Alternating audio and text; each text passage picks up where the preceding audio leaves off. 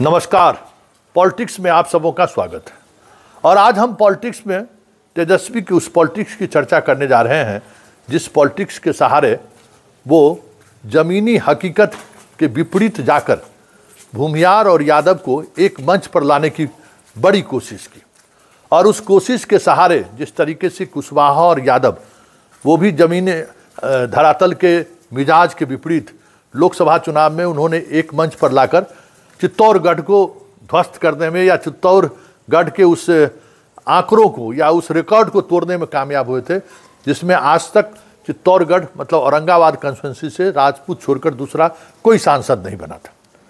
तो उस कामयाबी से आरजेडी कैंप काफ़ी उत्साहित था और उसी उत्साह को के तहत इन्होंने बिहार विधानसभा चुनाव में एक नए गठबंधन की नींव रखी। मुसलमान, यादव, कुशवाहा, भूमियार। और उन्होंने पहली बार 11 सीट भूमियार जाति को दिया।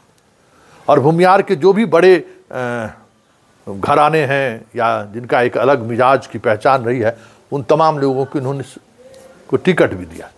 लेकिन देखिए, राजनीति में कभी भी 2-2-4 नहीं होता है। राजनीति में आप जो बिसात बिछा रहे हैं कोई ज़रूरी नहीं है कि उस बिसात के बाद तमाम चालें आप ही के अनुसार चलता रहे। लेकिन जो आरजेडी का राजनीतिक मिजाज रहा है उस मिजाज में भले वो ज़मीनी हकीकत के विपरीत एक चुनावी गठबंधन तो उन्होंने कर लिया, 11 जगह सीटें भी दे दी, लेकिन उनका जो राजनीतिक विचार है या राजनीतिक शैली है उस शैली में उनके साथ जो लोग हैं, चाहे वो अशोक महतो हो, लगातार भूरा बाल को टारगेट लेना शुरू कर दिए।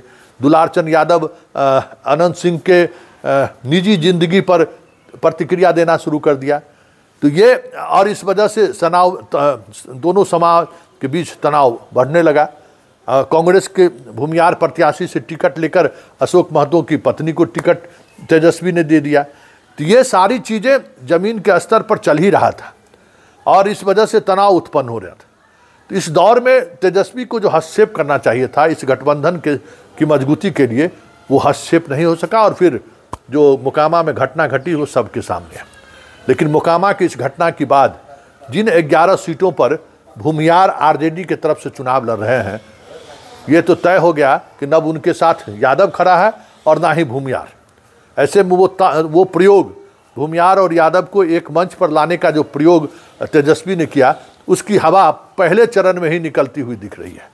और ये हवा अगर निकल गई तो समझ जाइए कि सिर्फ ये 11 सीट को ही प्रभावित नहीं करेगा, यह प्रयोग तेजस्वी के लिए मुख्यमंत्री की कुर्सी की दूरी बढ़ा दे तो कोई बड़ी बात नहीं होगी।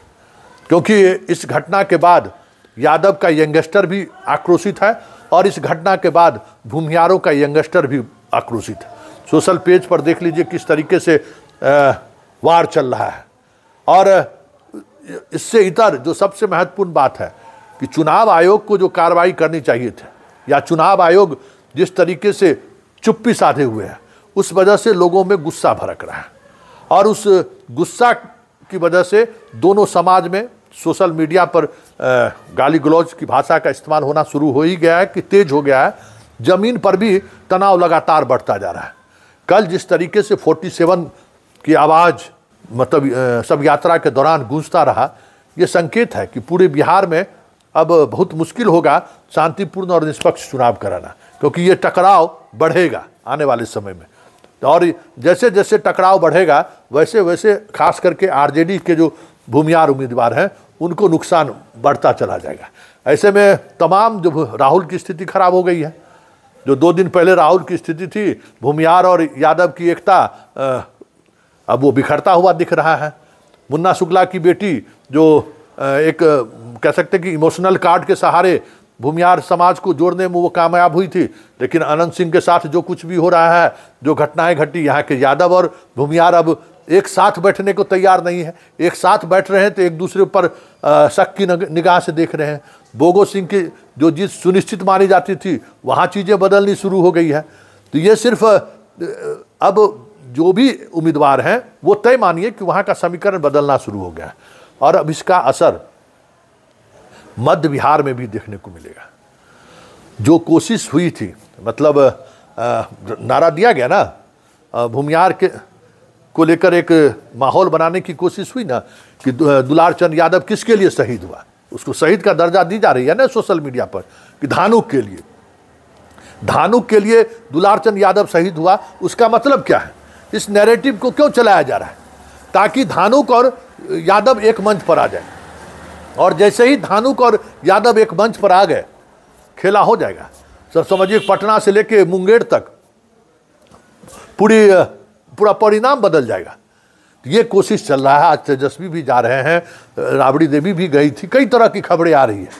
लेकिन एक बात तो तय है कि नीतीश कुमार का जो सामाजिक समीकरण है या वोटिंग समीकरण है, उस समीकरण को तेजस्वी या लालू जब कोशिश किया है उन्होंने तोड़ने का, तब उन्हें नुकसान हुआ है। इसलिए बहुत कुछ कहना मुश्किल है कि क्या होगा और किस तरीके से। लोग 2015 का उदाहरण देते हैं कि उस समय में यादव यूथ था, वो छात्र नेता था जिसकी हत्या हुई थी, और उसके खिलाफ एक बड़ा ज़बरदस्त रिएक्शन हुआ था, तो उस वजह से परिणाम प्रभावित हुआ। लेकिन इस बार चीज़ें अलग हैं। उस बार लालू और नीतीश एक साथ थे, इस बार लालू नीतीश एक साथ नहीं है। ऐसे में नीतीश के जो वोटर हैं, धानुक वोटर को ही लीजिए, बहुत आसान नहीं होगा आरजेडी की तरफ शिफ्ट कराना। वैसे राजनीति में कोई गणना कभी सही साबित नहीं होता, मतलब 2-2-4 नहीं होती है राजनीति में। ये जरूरी नहीं है कि दुलार चंद की घटनाओं को लेकर क्योंकि पीयूष के लिए वो वोट मांग रहे थे और जनस्वराज का जो उम्मीदवार है वो क्या कहते हैं कि धानुक जाति का है, धानुक की रक्षा करने के लिए दुलार चंद ने शहादत स्वीकार कर लिया। तो ये सारी थ्योरी चलाई जा रही है, लेकिन ज़मीन पर इस थ्योरी का कितना असर पड़ेगा ये कहना बहुत जल्दबाजी होगा, क्योंकि दुलार चंद यादव पर भी कई धानुक की हत्या का आरोप है। ऐसा नहीं है कि दुलार चंद यादव दूध के धुले हुए थे, उन पर भी कई गंभीर आरोप इस तरीके के रहे। इसलिए तत्काल आपको कुछ बदलता हुआ दिख रहा हो समीकरण, लेकिन जैसे जैसे चुनाव बढ़ेगा वैसे वैसे पोलराइजेशन होगा, और उस पोलराइजेशन में जो अति पिछड़ा वोटर नीतीश कुमार का है वो लालू के साथ शिफ्ट करता है या फिर नीतीश के साथ ही वो रह जाता है। सारा परिणाम इसी पर निर्भर करेगा। अगर आरजेडी के साथ शिफ्ट कर गया तब तो फिर समझ जाइए कि पिछले बार जो चिराग के रहते हुए जो परिणाम सामने आया, आरजेडी को हाथ लगा, इस बार उससे भी ज़्यादा सीटें जीत लें, कुछ उसका असर उत्तर बिहार में भी देखने को मिल जाए। लेकिन ये सब कुछ कल्पना के गर्भ में है। शिफ्टिंग, अति पिछड़ों का शिफ्टिंग नीतीश को छोड़कर लालू के साथ हो जाए, ये सोचना मतलब पॉलिटिकल एक्सपर्ट का मानना है कि बेमानी है। लेकिन देखिए एक घटना घटी है, उस घटना का कुछ न कुछ तो आउटकम सामने आएगा। लेकिन इतना तो तय है कि इस तेजस्वी का जो ये प्रयोग था भूमियार और यादव को एक मंच पर लाने का, मोकामा की घटना ने उस प्रयोग को तो पलीता लगा दिया है। और जितने भी अब राजद से भूमियार उम्मीदवार हैं, उन उम्मीदवारों के लिए बहुत मुश्किल होगा बिहार विधानसभा का सदन का मुंह देखना।